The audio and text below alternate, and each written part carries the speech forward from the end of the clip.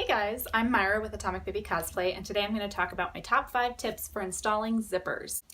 So first I wanted to talk about a couple different kinds of zippers as well as zipper anatomy so that you kind of understand the terms I'm going to use. So this is a regular standard zipper. This part right here is what we call the zipper teeth. It's the part that the zipper pull, which is the part that has the pull tug on it. That's the zipper pull runs along. It's what closes the zipper. So the zipper teeth are this little line right here, and then the zipper pull is this part with the little pull handle. You also have a zipper stop, which is the section that's up here, this little metal bit up here at the top that stops the zipper from going off the track. And then you also have the zipper stop down here at the bottom as well. So a regular standard zipper, you can see the zipper teeth very clearly. An invisible zipper, this one's been installed before, but an invisible zipper, you can't see the zipper teeth from the front of the zipper. You can see them from the back, but you can't see it from the front. So an invisible zipper will give you more of a seamless finish on your zipper. So those are the two main forms of zippers. There's also other zippers, which are specialty zippers that can be metal or decorative zippers. You can also find separating zippers. Most zippers have a closed bottom, which is this. So this will never come off. It can't come apart, which means if you have a garment you're trying to put on, you need to think about the fact that it needs to come up all the way with the zipper still intact. So for instance, zippers like this are great on waistbands because probably when you unzip the skirt is full enough that that's not going to be an issue. You can pull it up over your hips.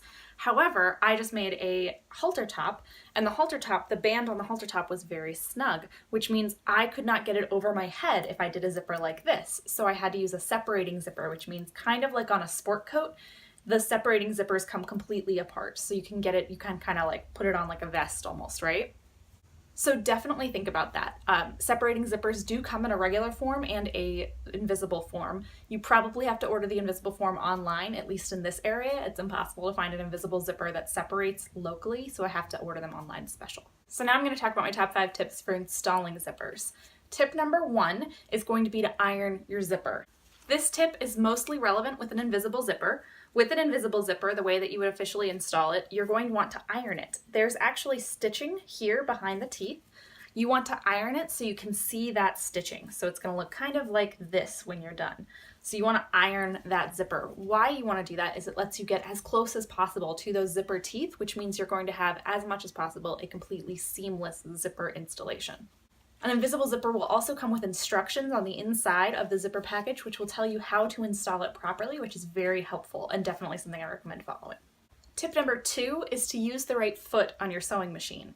So this is what a standard sewing machine foot looks like. It's basically just got the 2 prongs on either side, your needle goes through the center, it's a basic sewing machine foot.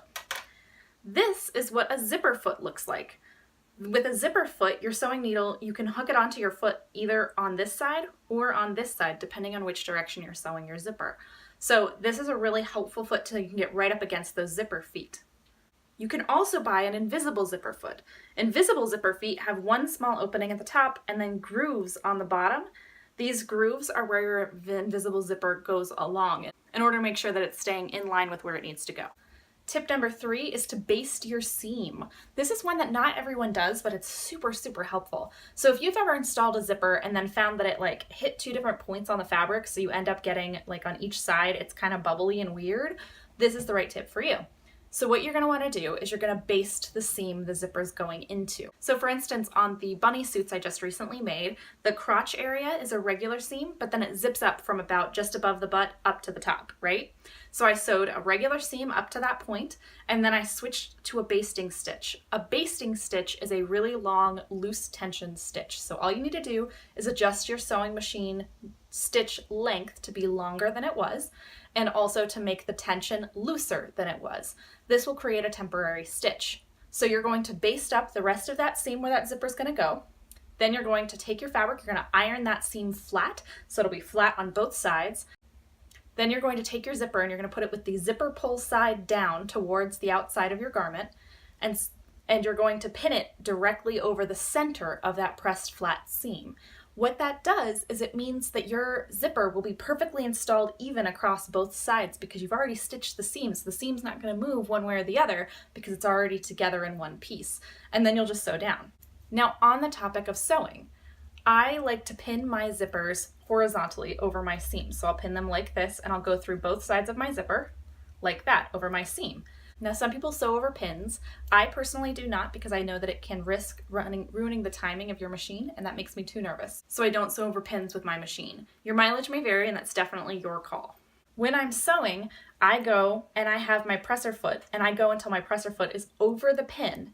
And then I take the pin out before the needle hits it, like I stop right before that needle stitch, and then I take it out and I put it in right behind the presser foot. And what that does is it means that my zipper is staying pretty stabilized on both sides of my fabric, and I'm getting kind of the same benefit of if I sewed over the pin without actually sewing over the pin. And then lastly, pick a point. This is the most important part for getting a nicely installed zipper that looks even, is pick a point you're going to follow when you're installing your zipper. So when you're installing your zipper, odds are you're not facing the teeth. It's usually installed this way, right? So you're gonna sew along this side. So what I'll do is when I put my presser foot down, you can see the indent of where the teeth are on this, on the zipper. And so I will make sure that my presser foot runs right along the side of those teeth, and it helps me to stay really, really even and smooth, and also to make sure that I'm not hitting the teeth and I'm staying as close as possible to those zipper teeth so I can get as seamless as possible of a zipper installation. All right, I hope that was helpful for some of you. That's all I've got for you today. If you'd like to see more, definitely click subscribe. I do videos every Tuesday and Thursday on a sewing or cosplay topic. And I also have a free sewing community over on Facebook called Fellowship of the Seam. I'll leave a link in the description box down below. I would love to have you come join us over there. And that's it. Thanks so much for watching, guys. Bye.